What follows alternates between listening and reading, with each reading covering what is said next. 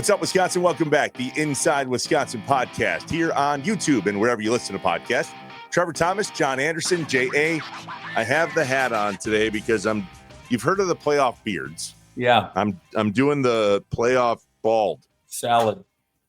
I'm not going to shave. I got good coverage here. What do you have? Yeah, proud of you. Let me see it. Let's see what's on. There's no coverage. Yeah, that's right. Yeah, it's a little. All right, a little bit. Yep, the geese. It's getting worse too. 5 years I've been doing this with you, and it's getting worse. You tell me what the problem is. Well, the geese have flocked up and flown home. Yeah, they're gone.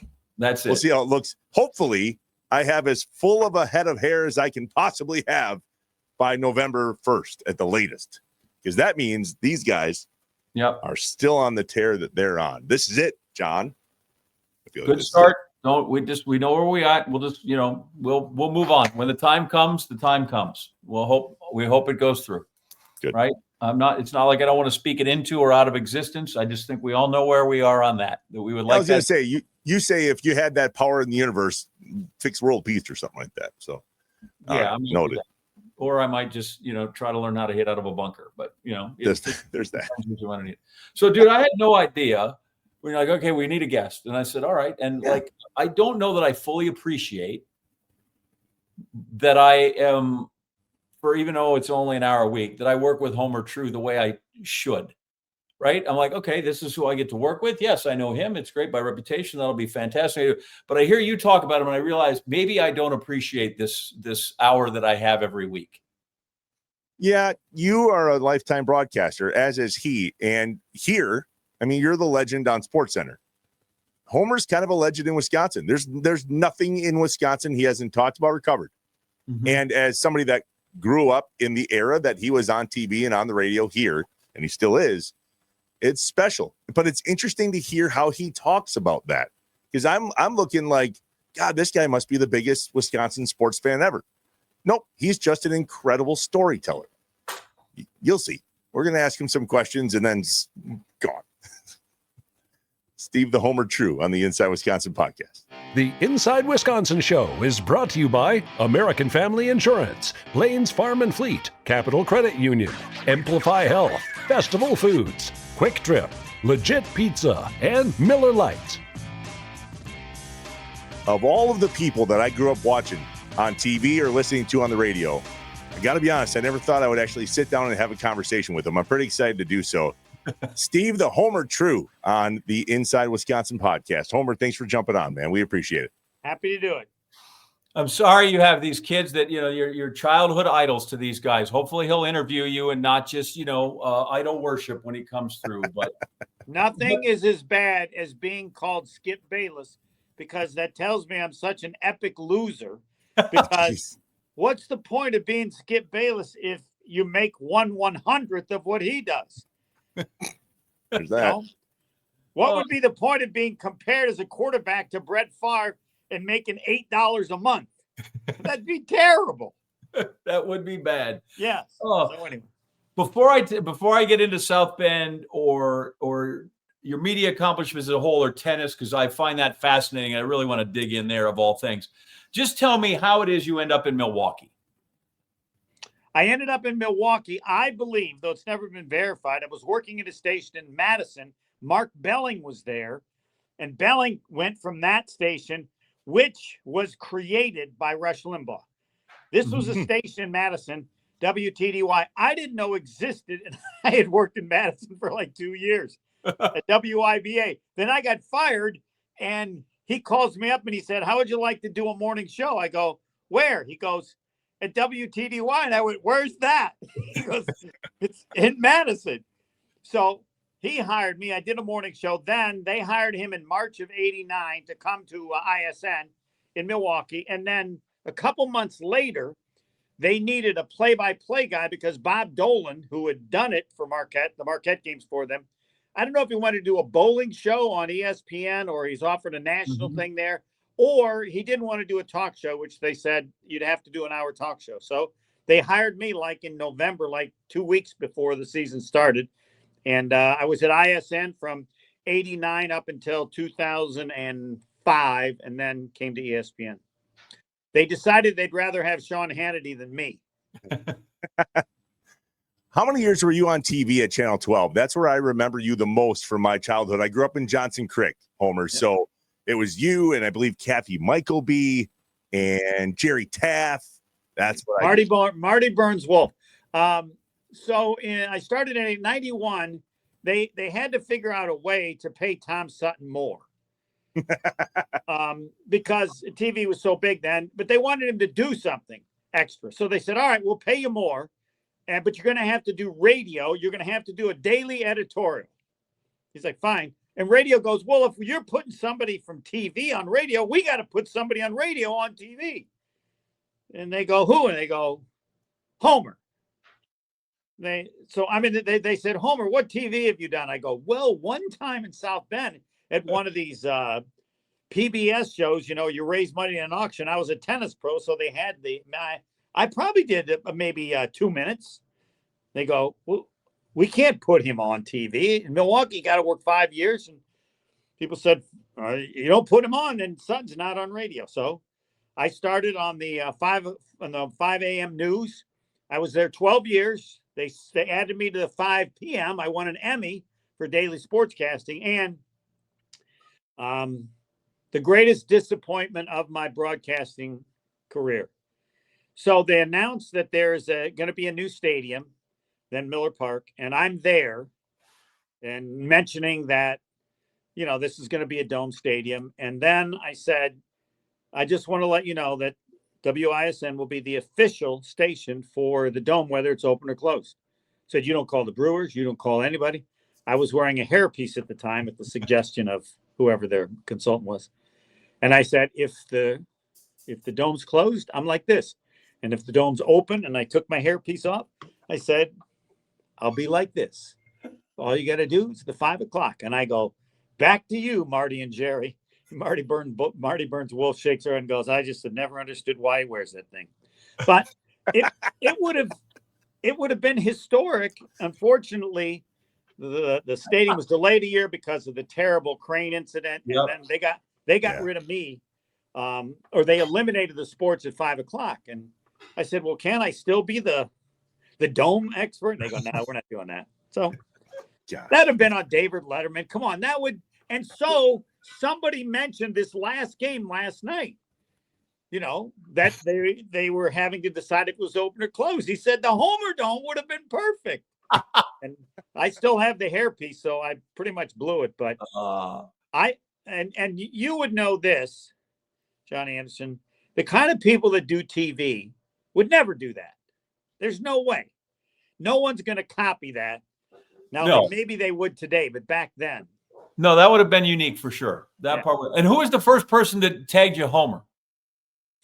So, by the way, Arnold Palmer, that I named myself Homer.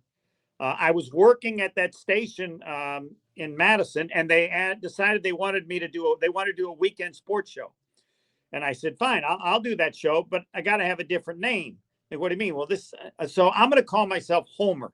The guy who taught me radio, Jim Chanel, Captain Whammo, legendary in Chicago, said you have to have a nickname. That's what you did in radio. So I said, I always wanted to be Homer because I root for the home teams, but people have always viewed Homer as a negative, like he doesn't tell the truth or she doesn't, because he's a Homer. I said, no, I'm going to be a Homer. The first rule of Homerism is I'm a Homer, but I'm not an idiot. So I believe in the history of college sports, I am the only announcer who has never used his name. I have been from day one, Homer. Never mentioned my real name. So when you went from TV to radio, that was a big deal back then. No, I was doing both. I came here to do radio. TV was a fluke for those 12 years. They just needed to have someone do it, and I turned out to be better. John, you will like this.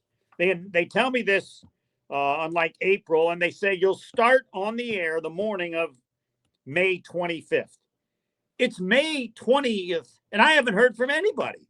I've never done TV. They said, just show up on Monday with a suit, a blue jacket, and you'll just read. And somebody did the script. I read it, and I think they assumed I'd be horrible, and they would just get rid of me. And somehow I survived. But yes, my prep was show up on Monday at 3:30 in the morning. We'll have the script for you. Homer, but back then it was radio people were trying to get on TV. right? There was kind of a thing where TV was the place you wanted to land. No different than John talking about wanting to be on SportsCenter. So when you left TV, whether it was on your own or whatever. No, they just didn't. After John was like this.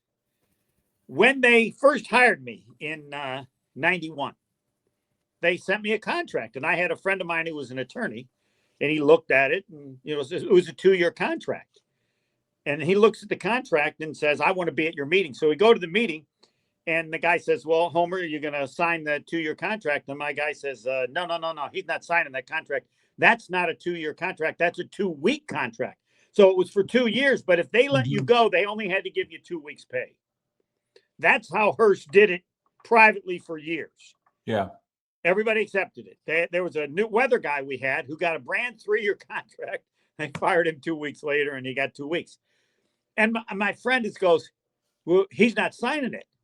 And they go, excuse me, that's how we do it at Hearst. His exact words were, no, you're dealing with Homer. You're dealing with Homer. My legs are shaking. I go, They agreed to it, but I had to sign a piece of paper that I would never tell anyone. When I'm at the very end, about 2000, 12 years, right after I got my 12-year watch, a new GM comes in and says, I was doing something going out in the public. He goes in and he says, Homer's done. We don't need him. Just tell him 2 weeks. And they go, excuse me. He has 8 months left. They go, what do you mean? I work in corporate. That's not how we do it. Well, they did it with Homer. So I got 8 extra months doing nothing. I don't know how Hearst does it now. That happens a bunch in certain places now where they're a little the right to work states and non-compete clauses. They still put them in there, but people beat them all the time now, so it's a different thing. So the thing that fascinates me most is to hear you talk about tennis, which I see you studied at Arizona and you studied at Wisconsin. How did you get started in the game? I had only one dream growing up is to be a professional athlete. So I had to pick my sports. I'm from Indiana. Football, my brother broke his collarbone the first day of practice, and I knew I wasn't tough enough. So that was out.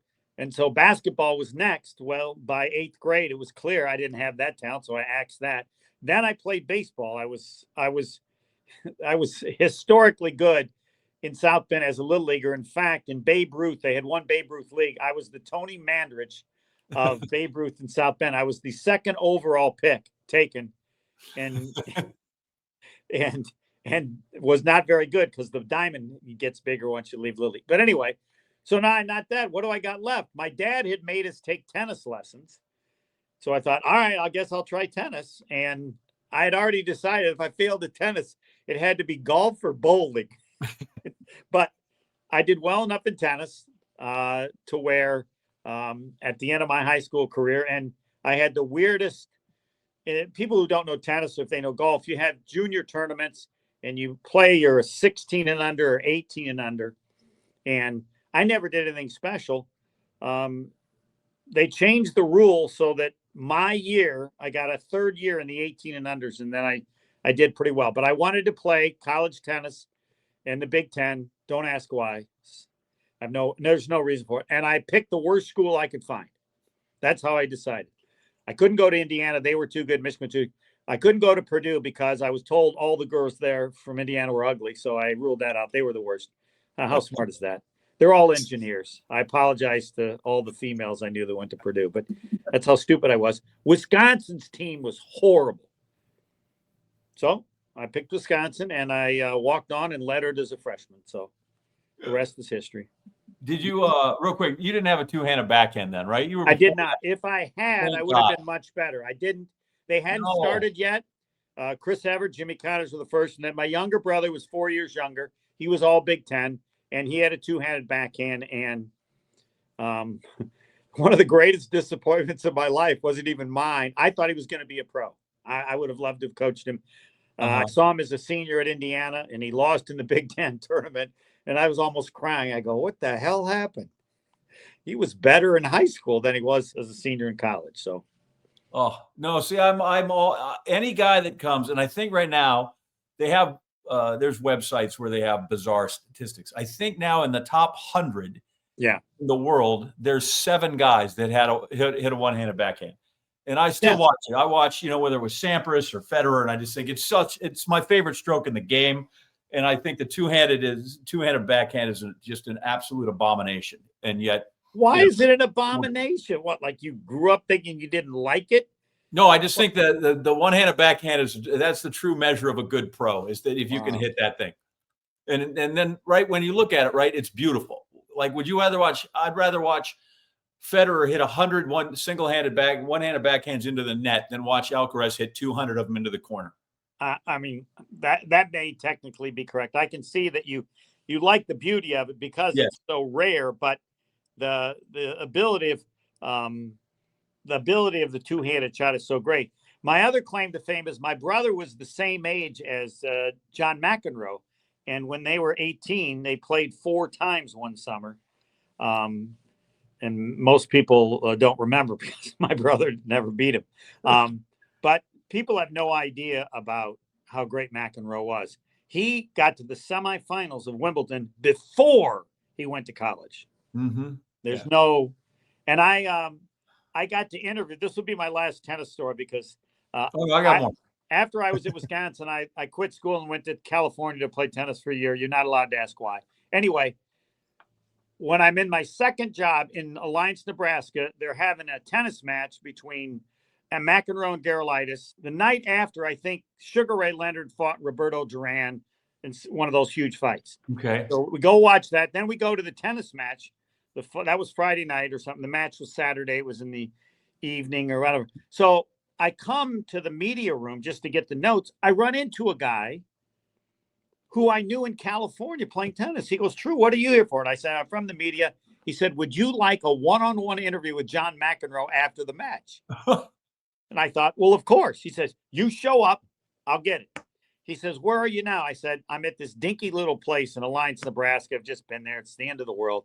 I liked it there. It was really small. So the match is over. I go down there, and here's the guy, John McEnroe, sitting in a chair.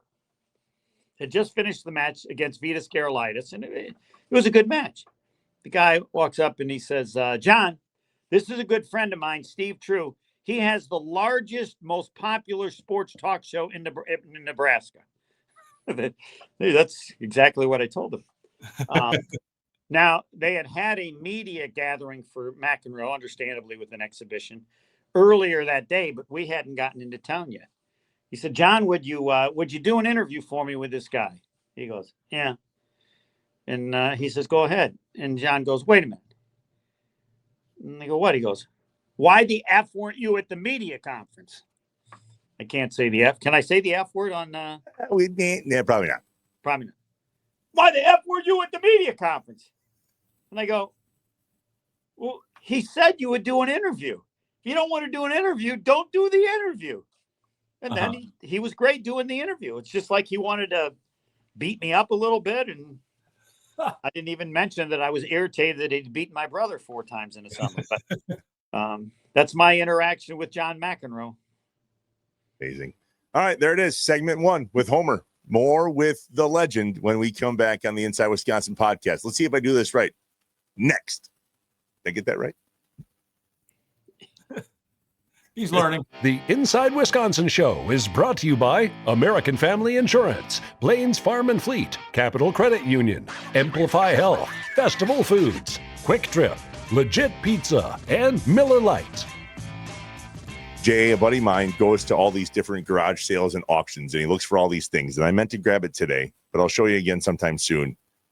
He found me a brewer's visor that's a radio with solar panels and a little ear thing.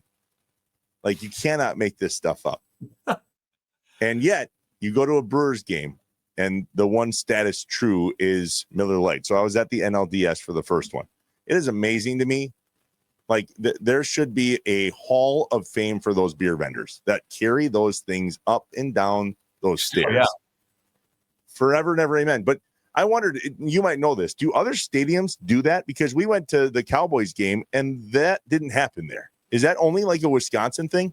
I don't think it's only a Wisconsin thing, but I do think there's a culture to it that has stuck around at Miller Park, because now everything is swipe, everything's cashless.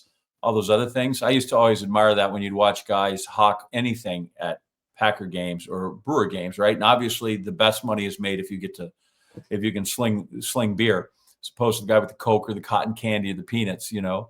Although you must say the guy who throws peanuts is always good to watch the act that they have there. Sure. But to watch those guys, right, and they always had the money in between their fingers, right? They'd have, you know, here's all their singles and their fives and their tens, and watch them make change, pass it down the aisle and back is still one of my favorite, you know, like that's like, to me, that's like part of the whole ballpark experience is to see all that.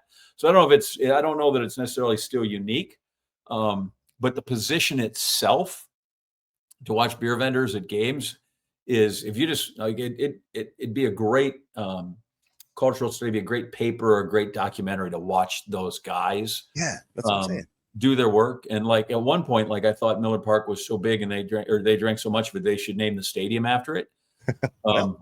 Yeah, I think they did for a while as they went through. You know, it's but by the way, don't tell me about your friends with their little scavenger hunt yard sales or whatever. Look behind you. Your whole life back there is places that you stole from the Packer Stadium or whatever it is. You paid $9 for a beer. All this is mine. And all this stuff, right? But don't you go buy the craziest stuff from the Packers store, right? When the Packers sell stuff.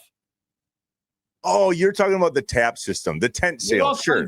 Yeah, you just buy all kinds of crazy stuff from these people. It's collector's crap, and it sits in my garage, and then I wonder why I have stuff all over the place. Story of my life. But then you still have Miller Lite, which is really all it counts. At some point, you're a simple man. That's the goal. Just Here's a man and his beer. I'm just a man and his beer, trying to get by, hoping we get a few more wins to the World Series. Let's drink Miller Lite at that stadium till November 1st, or hopefully just maybe in 4, whatever. Miller Lite, great taste, 96 calories. Go to MillerLite.com/Inside Wisconsin to find options near you, or you can pick up some Miller Lite pretty much anywhere they sell beer. It's Miller time. Celebrate responsibly. Miller Brewing Company, Milwaukee, Wisconsin, 96 calories and 3.2 carbs per 12 ounces. Time for another top 5 list here on the Inside Wisconsin podcast. JA, I was at the game 1 of the NLDS against the Cubs. Electrifying. Amazing. And it was amazing, though, to see how many people stood up and knew the words to God Bless America. And it got me thinking about songs that are affiliated with Wisconsin sports.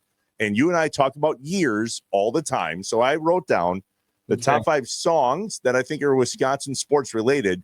And I want to know if you can name the year. So here's an example. Here's number 5. When the Packers score a touchdown, Bang the Drum plays. Bang the Drum all day. What year did the Packers start playing that song for a touchdown? That year, I have no idea. I always complain, though, because like they still, I think, play Start Me Up by the Rolling Stones, and they have for like 40 years. Like they need to do something different on that when it comes through. That's kind of why I looked this up. I won't know that. I will, like, I was thinking, you're thinking big songs. Like, I think, like, that's one of them. Like, I thought you were going to come at me with, like, Roll Out the Barrel, or you were going to come. This is number 5. This is number 5. So just humor me here. How about Go You Packers Go? Would you let me get through the list for God's sakes? What'd you guessing here? Byron's grandpa played in the Green Bay Packer band. Now I feel like I'm interviewing Steve True again. All right, sorry. You were saying, I don't know what Bang the Drum. I don't care. That was a 70s rock anthem. Was it, or was it released in 1983? 1983 is a single. That's why I really looked this up, because it was 1983. 95. Yeah. All right. Number 4, Jump Around at Camp Randall Stadium. Any idea what year that started? Boy, I am not familiar enough with the House of Pain catalog to know exactly when it was that they debuted that. I just know that if you listen to the song carefully, there's a reason they get out before the second verse. Yep. 98 it started at Camp Randall. Although thanks to Homer, it does mention John McEnroe. Does. Thanks for him. The Brewers play Roll Out the Barrel at every single game. Everybody. What year did that start for the Brewers? I don't. I haven't been home long enough to figure out when they did that. You'll be like, all I know is that if it's not being done by Elvin Straczynski's polka band with 2 accordions, I don't want to hear it. There's that. Knock off. Started in the first year of 1970. Bonus points. Do you know what a torero is? Isn't that a keg? Literally nothing. It just rhymes with barrel. There you go. Good. Nothing. Number 2, this was fascinating. On Wisconsin was written in 1909, but not for the University of Wisconsin. Do you know which university? No. Minnesota. Now, It good. started with Minnesota. Nobody likes that song. They're not fighting through that line. I agree with that. I do know that Michael Jackson. Last I knew, it was Michael Jackson or Paul McCartney. One of them owns the publishing rights to the song. Interesting. Yeah, it's one of those two. Yeah, and also back to Byron. His dad, his folks had a player piano in their basement, and one of the rolls on it was, that you put in and you pedaled it. It was rollout was on Wisconsin, so I can technically play it on the piano. If I'm at last Byron's. one, you mentioned it. Go, you Packers, go. Yeah. The official fight song for the Green Bay Packers. Now, that's been the fight song forever. So if you were to guess what year they determined that to be the Packers fight song, just throw out a number. Golly, because it was Eric Lombardi, Go You Packers Go. And if you ever listen to it I have an album of NFL fight songs, which is amazing, right? Hail to the Redskins, Bear Down Chicago Bears is in there. Go You Packers Go, which, by the way, has no lyrics. I don't know, 40s? 31. Pretty close. All the way 1931. Back. Can you hum it? Do you know it? I listened to it before we came on in hopes that I would. That's it. Yeah. How do you not know Go Your Packers Go? Everybody remembers. Nailed it. 1931. That's why. Sure. I played that in our wedding video. You would. I believe you. I actually believe you. We're back, the Inside Wisconsin podcast. Trevor, John, and Steve, the Homer True. Homer, when did you fall in love with Marquette basketball? When did that all start for you? The day they paid me. That helps. Sure. I grew up in South Bend, and basketball, I knew of Digger Phelps. I knew him because I taught his kids tennis, and I knew the family, and I knew more about Digger Phelps than anybody really wanted to know.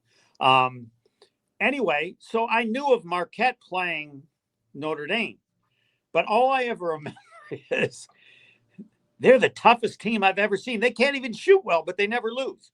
So when they needed somebody to do Marquette, I said, sure. They probably didn't know that I did Wisconsin basketball in the great era of Steve Yoder with Marsh Shapiro. At that time in Madison, I was in Madison before I came in 89 to Milwaukee, prior to whatever. At the first station I was there, WIBA. I did it with Marsh Shapiro. Just, you want to talk a legend. He's a legend among legends. Anyway, so I did the games for Wisconsin, so I had some basketball experience. That's why I think they considered having me do it. And Elroy Hirsch, in his wisdom, said, well, wait a minute. One station's paying us $1,000 a game. Why don't we just have 3 stations do it? So at that time, there were 3 stations doing Wisconsin basketball. I did it with Marsh Shapiro. I think Brian Manthe did it with Ron Blomberg, and I'm thinking Ken Syke or somebody. It was like they'd have had 4 if Elroy could have found another one. So I'll defer to John Anderson, but I don't think anybody's ever heard of 3 different stations all carrying Missouri football or basketball at the same time. Listen, people still marvel, right, that the first Super Bowl was on NBC and CBS. Correct. Yeah. Right? It was on 2 different places when that happened. So you didn't invent this talk radio thing. You're certainly on the ground floor. What is it you think that is about your personality, the way you look at sports, that jibes so well with the media? I don't have any idea. I'm just me. I like talking about sports. I liked it when you had people call. And granted, they're crazy, but that's the energy there is what creates the job. Yeah. And so I think the respect that I have, and now they don't even take callers. Now it's just talk, and maybe get guests. And so that's what it was. So I just did what I wanted to do. Mm-hmm. I thought I was going to be I thought I was going to be a tennis coach. I was the assistant coach at Notre Dame for a couple of years. And then when I had my first radio job, I had a bit with rheumatoid arthritis as far as playing, but I was a finalist for the job in Indiana. And I got great Bob Knight stories, but didn't get the job. And after that, it just felt like my health wasn't going to hold up. I had to coach because I wouldn't have to teach as much doing that. And I said, all right, I'll just do radio. So when I'm leaving the job at the South Bend Racket Club. I had a college degree in accounting, and a big shot with a big firm, Crow Chiswick, still exists. He comes in and says, "True. So you can't do this much anymore because of your health." Right. He said, "Yeah, you have a college degree in accounting. I know you're great. I'll hire you today." I said, "Well, I don't want to be an accountant." He says, "Well, what do you want to be?" I go, "I think I'm going to go into radio." "What do you mean?" "Well, I did an interview and I can go to a broadcasting school." He goes, "You went 4 years of college. You're ready to do an accounting. And instead you're going to do something you've never done before?" And I go, "Yeah." He goes, "All right, here's how it works. Whenever you get your head squared on and you figure things out, call me. I'll hire you at any day. As for right now, I don't have any idea what you're thinking about." So that was the start of my radio career. Jeez. And he was What do probably you- true. What do you miss the most about the old days of radio? Because to your point, everything has changed. I started when I was 16 years old. I'm 42. It's all changed. And you've been in it a minute longer. I don't know that I miss anything in particular. You can still do it. I feel fortunate to still be working. The standards are different. You have a million different places. And when young people say, "Well, what should I do?" I go, "I don't have a clue." They go, "Like, you've been doing this for how many years?" But it's changed now. I don't know. I could have told you what to do 10 years ago, as they told me. You go work in a small station, and then you work in a little bigger station, and you hope you make it to a big city. Now they hire people right out of college in the big cities. But it's absurd to complain because nobody said you had to do it this way. The world changes with podcasting and all that stuff, and you just keep doing it if somebody will pay you. I don't know if that's the right or wrong answer, but I feel lucky to still be doing it. It's someday they say, "Ask me when I'm going to retire," and I go, "Never," but they'll retire me. I just, so the fascination I have of doing the show now is exactly the same as the first day I did. It's like I get to interview John Anderson. I ask John Anderson questions. He has good answers, and it goes from there. No different than the first job I had in New Richmond, Wisconsin, when I wanted to interview certain people and then just talk about it and enjoy that. So that part of it has always been the best part in terms of, and that maybe what's different. It would be hard to do a show without interviewing someone some of the time. Like, I get tired of my own voice. In 1996, another one of my great mistakes, when I was at I'm trying to think of, I wanted to do, must have been when I first came here, I was going to do all Packers all the time. I had a 2-hour show in the evening, 6 to 8. I'm going to do Packers every night. It would have been way ahead of its time, but I thought I would get bored. What am I going to talk about in June or May, where now that's what exists, and people have more than enough tough stuff and people to interview to keep it going. So, well, listen, as someone who has been foisted upon you as a lesser light, I appreciate every that Tuesday. is just crap. I don't care if this is your show. You are, and you just amaze me. Like when I got to go to ESPN radio, because the guy I knew also knew the Fabulous Sports Babe. I think that's what I was on with Tony Bruno, and we would have all these people, Peter Gannon. So it was just fantastic. You're like that. I mean, one of the things about you is you don't view yourself that way, but you were one of the guys. And I always remember going, "Damn, he's pretty normal." Like, there is. So if you were, though, you talk about being ahead of your time, or perhaps the Packer thing, in your time on radio, listening to all the people, give me a personality profile of the Packer fan. They're not, this is just statewide. It's still now they're the most passionate of any sports fan group, I think, ever. Like in this state, it's all about the Packers. Even when the Bucs win a world title, Aaron Rodgers' contract is a bigger deal. And that fascination is what's allowed me to get paid. But I think it's like Cubs fans in Chicago, or they're different cities. I don't understand them as well, where a team just dominates, like the Yankees. And certainly a great part of that was the incredible success the Packers had with Vince Lombardi in the 60s and the number of people and stuff to win 5 titles in 7 years. But everything is always about the passion and what percentage of people have a passion about the team. And the percentage of Wisconsin people that have a passion about the Packers is the biggest by far. And I'm wondering if it'll always be that way. Maybe it will, because Vince Lombardi's now like Don Sutton in World War I. It's like too long. Everybody's dead that remembers that or getting close. I don't know about that, but what was where how about where did "Oh Baby" come from? Like, did you used to say that like after an ace or a passing shot? That's a great. It came from the golf course, and I can use this. So I would hit a great shot, and then somebody I'd play with, and I always go, "Oh baby," and they'd go, "You can't cheer for your own shot." And I thought, I don't know why not, but I hadn't thought of that in basketball. For basketball, I'd probably said before that, "Living the dream" was a slogan. But anyway, I'm playing golf at a course, and I hit a great drive and said, "Oh baby," and then I missed about a 3-foot putt, and I went, "Bitch," and the guy goes, "What a hole!" I go, "What do you mean?" "Oh baby and a bitch in the same hole."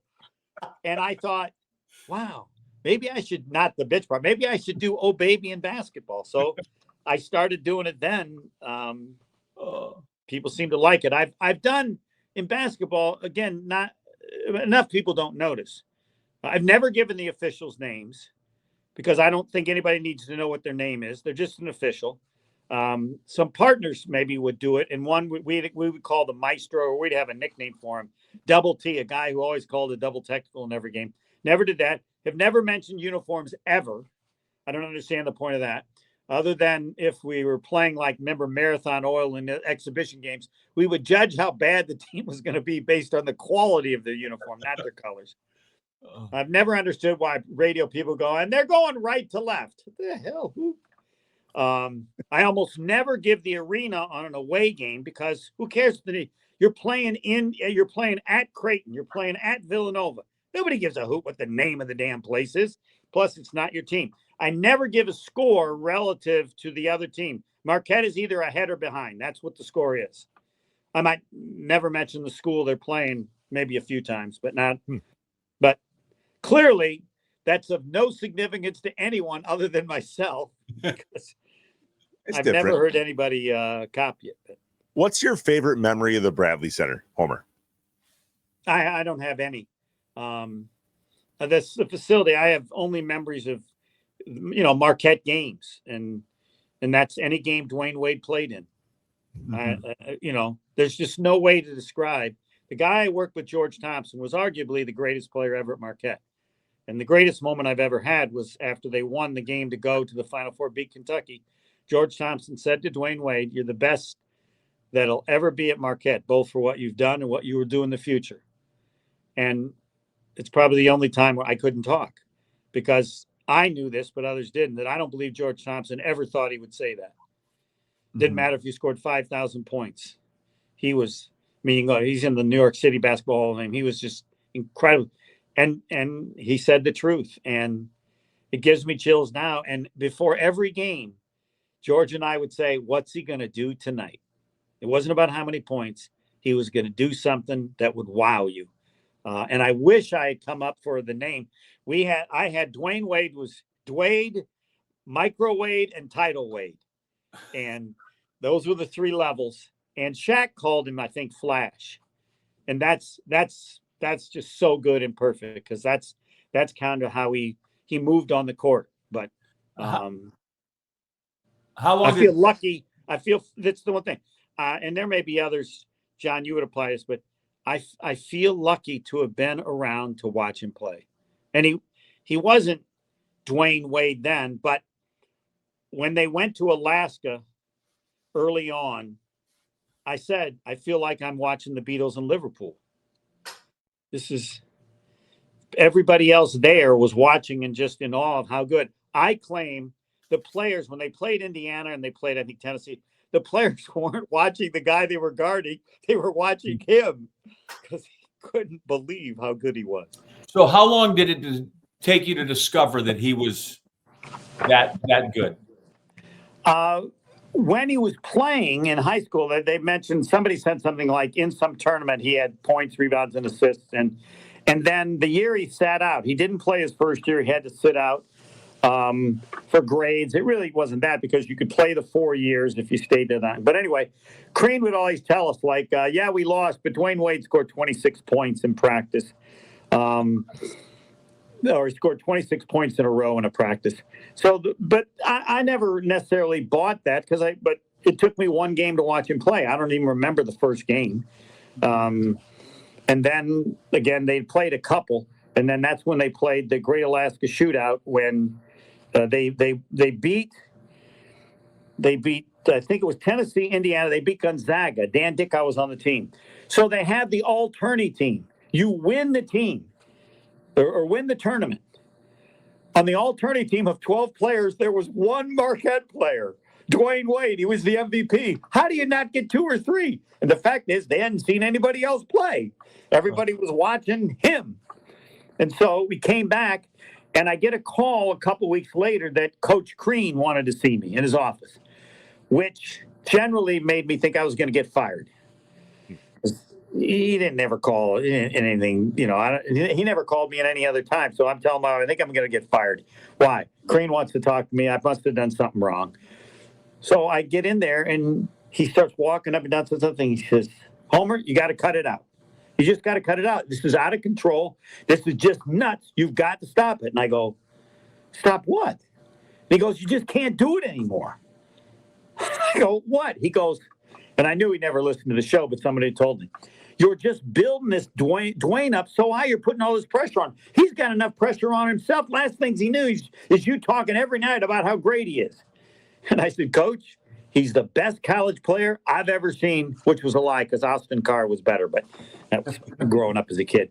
I meant at Marquette. He's the best college player I've ever seen at Marquette, and it ain't even close. And Crean turns and looks at me and he says, okay, you can go.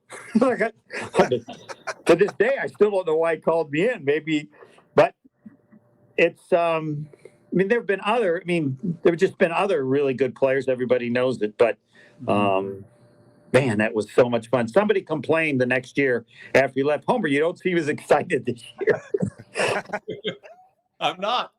No, and he was, you hear this about some people, he was just so nice and like, yeah, I'd mow his lawn every day the rest of his life if he asked me. He's just got too many places, stuff like he was just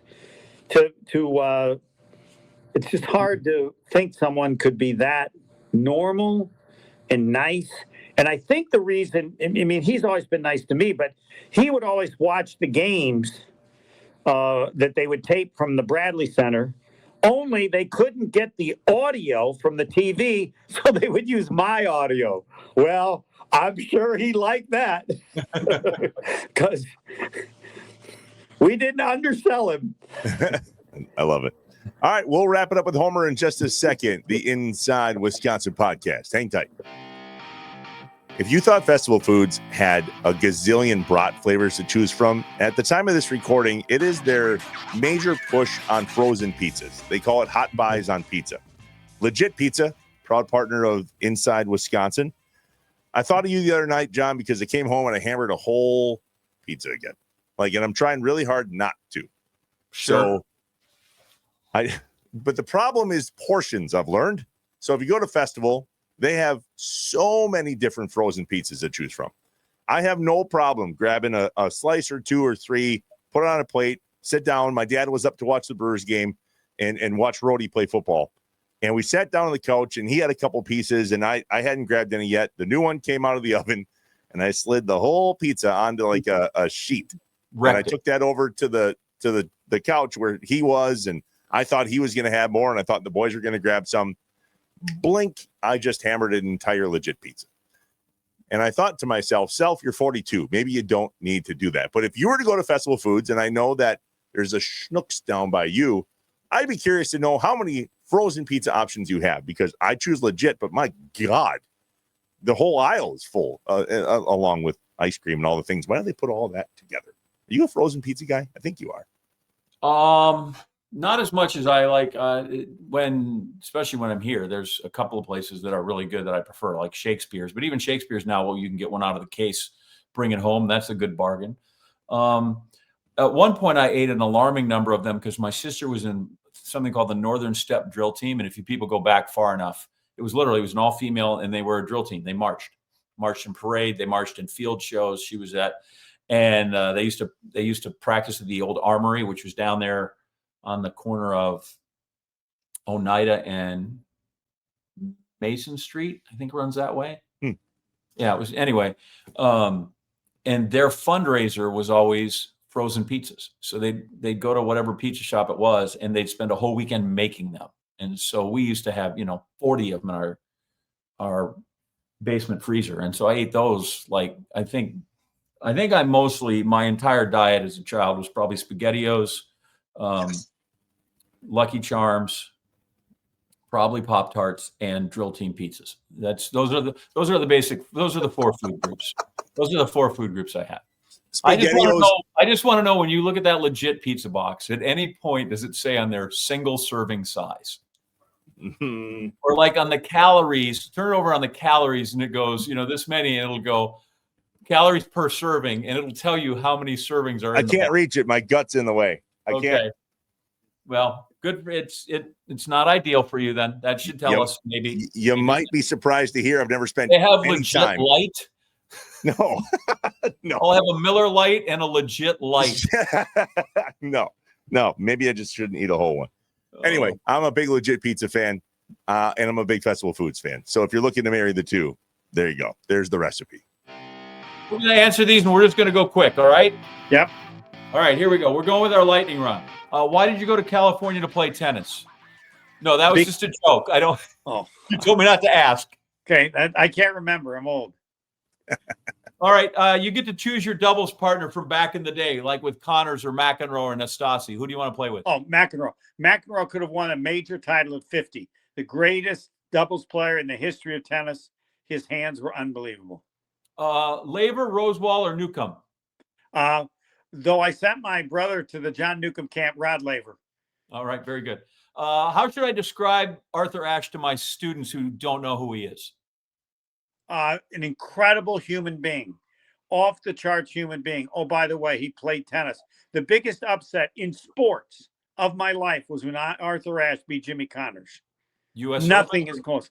Wimbledon. I thought I had a better chance to beat Jimmy Connors than Arthur Ashe. He was old. I didn't think he was that good, and he whooped him. Favorite Packer, Lombardi era or earlier?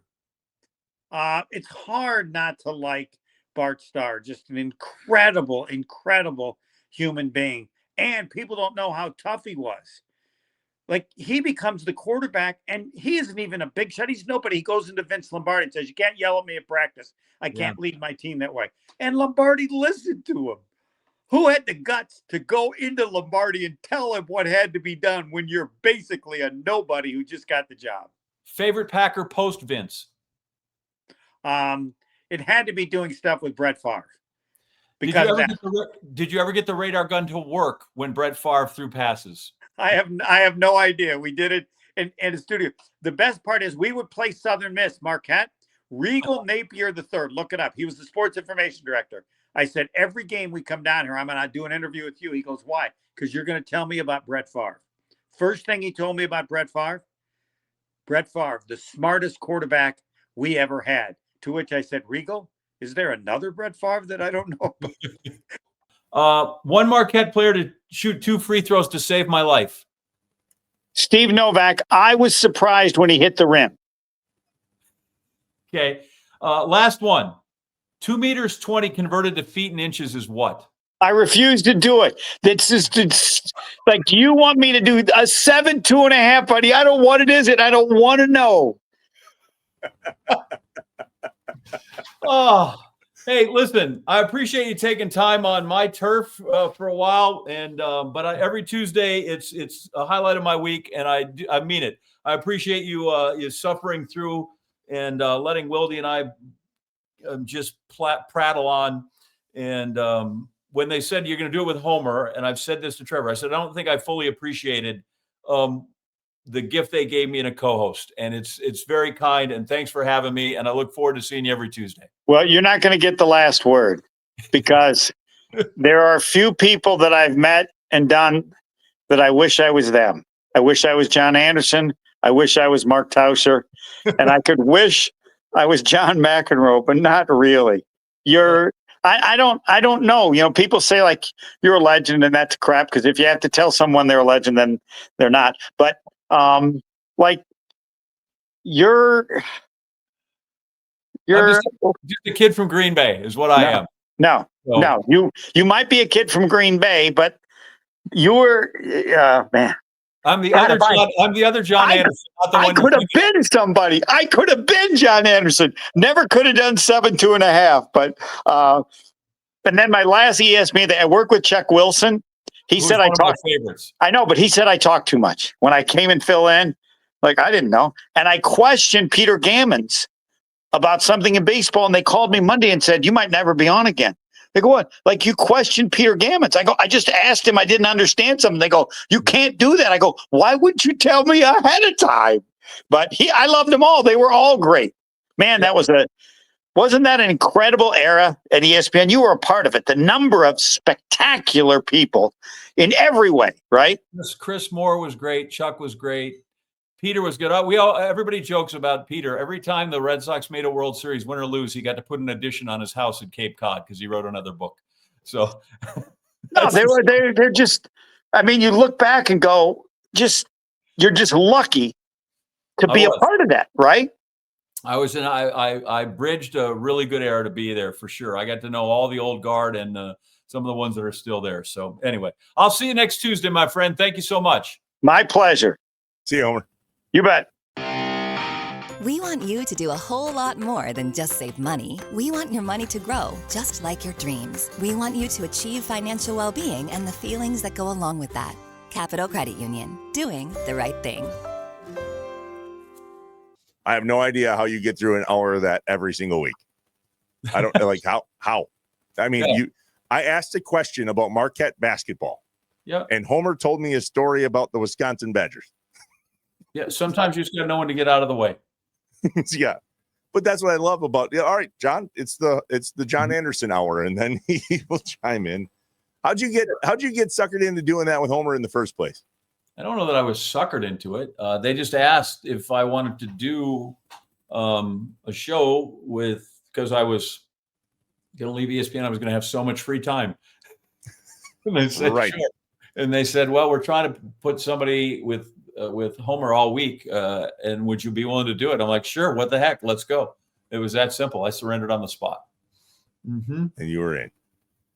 Well, did you ever do any radio prior to you doing TV? Was there any radio stop for you in your career?